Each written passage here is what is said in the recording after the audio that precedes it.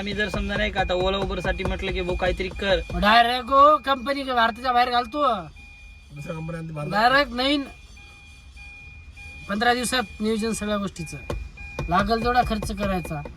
बाहेर ती कंपनी ओला उबेर ते बाहेर 50 रुपये लोकलला नाही नाही हा नाही तसं नाही सेम रेट ठेवायचा. काय सांग याच्या इंटरसिटी थोडा कमी राहतो. इंटरसिटीला 25 ठेवायचा आणि लोकल 40 लोकल लोकल 30 लोकल 40 ना लोकल 30 काय आपला खिशातून पैसे दिले काय आपण लोकल 30 छोट्या गाडी एर्टिका आपण एर्टिका 40 आणि Innova 50 लोकलला. इंटरसिटीला 20 sedan 25 Ertiga 30 Innova. Toll parking जे ते एक्स्ट्रा सगळं बाकीचं काही घेणं नाही आपल्याला. असं नियोजन करायचं पहा. कधीपासून करणार तुम्ही सगळं नियोजन? आपण निवडून आल्याच्या पहा. आपण निवडून आल्यावर टांगा केल्यावर आमच्यासाठी वर टांगा नाही असं वचन देणार मी. बच्चू कडू कसं आता बच्चू कडू कसा चाललाय त्या मुख्यमंत्र्याकडे शेतकऱ्याचं कर्ज माफ करायसाठी, तसं आता कर्ज माफ आपण असं वचन देणार. वचन फिचन काय तू हे पण होऊ शकतो ना नंतर, काय काय पलटी पण मारू पलटू का बाउंड्री लिहून घेतो.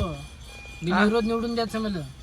बिनविरोध डायरेक्ट बिनविरोध कसं द्यायचं? तो अपक्षमध्ये दुसरं कोण ना कोणी उभं राहिलंच नाही नाही राहू विरोधात. देतच नाही. मग ती तुमची गलती. तुम्ही हा, शेवण्या दुसऱ्याचा का आम्ही ठेका घेतला का? हे काय नाही मग तुम्हाला असं तर त्या विरोधात श्यामा उभा राहिला तर आम्ही ठरवणार ना श्यामा निवडून द्यायचं, मग तो तुम्ही निवडून द्यायचं. श्यामाला बोलायचं कामाचं. काय श्यामा तू काम करणार का एवढा? श्यामा हो म्हणला श्यामाला बोलायचं. श्यामा म्हणणार मी लिहून देतो. तेच काम करत राहते मला मी. नाही ना श्यामा म्हणणं म्हणजे आधी स्वतः काहीतरी बघायचं ना सगळ्या गोष्टी. काय बघा तेव्हा नाही केलं तू गेला पळून तर मग वचन देतो आपण लिहून. तू या आता चालूच्या मंत्र्यासारखं खोटं आश्वासन दिल्यावर खोटा असं करतो, चालू आहे, कागदपत्राचं काम चालू आहे, उद्या होईल परवा होईल, रोज टाइम देत गेल्यावर. मी काय रमी खेळत बसलो का भवनात मंत्र्यासारखी? रमी खेळत बसलो का मी? नाही पण तू जे खेळशील की पैसा नाही आल्यावर. नाही मी रमी खेळणार नाही. शेतकऱ्याचा विचार करीत मी काय रमी थोडा खेळत बसणार आहे भवनात.